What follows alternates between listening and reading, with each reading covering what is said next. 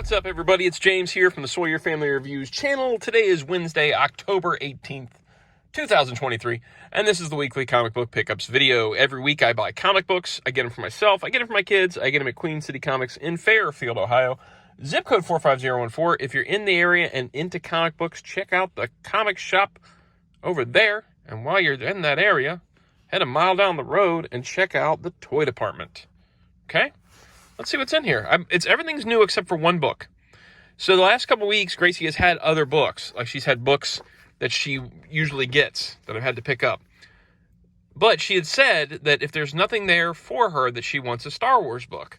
So every time I bring the books home, she's excited about the book she's got, but she's like, man, I really wish I'd have a week where I didn't have anything so I could get that Star Wars comic. So this is the week. There was nothing there for this week, so I went and grabbed a Star Wars comic. IDW did these like junior Star Wars books. They're more available or accessible to a younger audience. So I grabbed this Star Wars Adventures Tales of Villainy #1, $3.99. It's got this cool cover from Hoth with Luke and Snowtroopers and Vader and Han and Leia.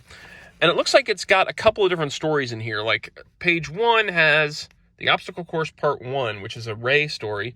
And page 13 has Invasion of Echo Base, which apparently is a story set during the Empire Strikes Back. So she's more familiar with the classic trilogy characters. We actually just went and saw Star Wars at the Dayton Schuster Center, where they played live music to the movie, which was really fun. So she's going to have more familiarity with the classic characters than she is going to have the sequel characters, but she knows who Rey is, so this will be a fun one for her, I think. And with this being issue 1, I hopefully can get a few others of this to fill in more stuff for. Then we've got Star Wars Obi-Wan Kenobi #2 for me, The Search for Princess Leia. Really like this filnotto cover.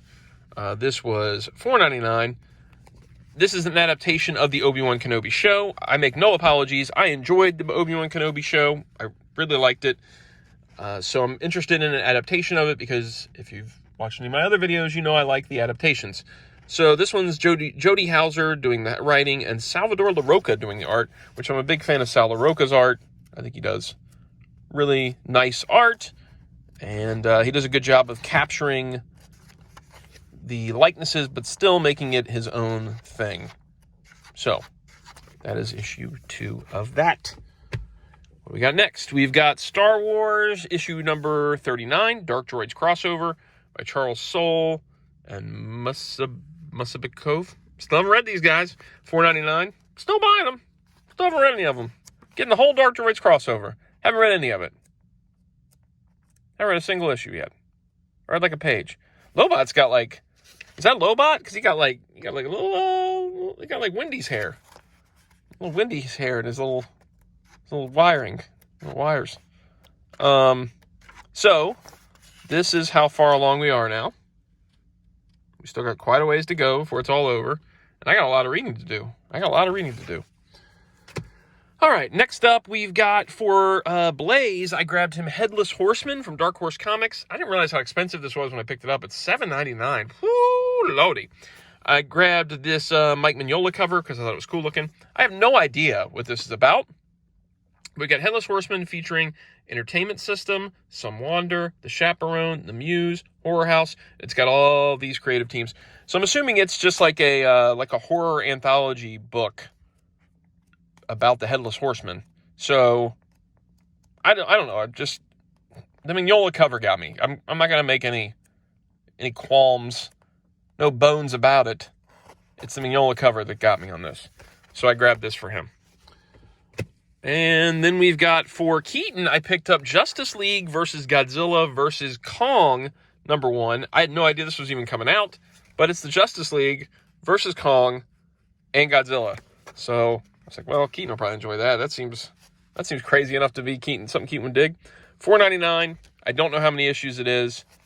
Let's see if we can spot a creative team somewhere. Of course, they're going to hide it from me. Yes, they are going to hide it from me. I mean, he'll have no clue what's brought this Justice League team together. There's been so much reboot and restart and changes and stuff that I don't care about DC at all anymore. and not enough to know what the backstory is of any of the characters at this point.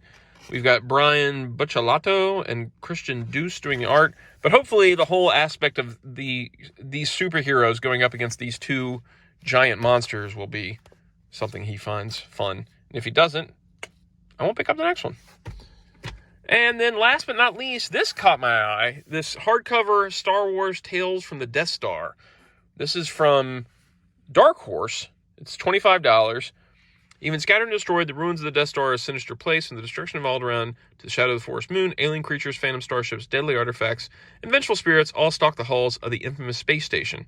Join horror aficionado and veteran Star Wars author Kevin Scott and an all-star team of artists, there they all are, as they carry on the annual tradition of Star Wars Halloween horror stories for all ages. I'm interested. I'm interested in this.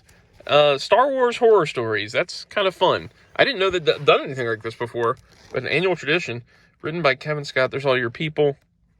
There's all your stories. So there's what, 1, 2, 3, 4, 5 stories in here. Some of them are rather short, it seems like. Yeah, I mean, I'm going to check this out. It's pretty cool. Star Wars horror stuff. I mean, who knows? And if it's like kid-friendly, which I think a lot of the Dark Horse stuff is these days, I may even have Gracie check this one out because she likes to think of herself as a horror aficionado as well, even though it's really just like Goosebumps and stuff like that. Universal Monsters, those kind of things. And that is it this week. If you enjoy the videos, like, subscribe, notify. If you picked anything up and you want to talk about it, leave a comment down below. As always, I appreciate you guys. And I'll see you guys next week. Bye.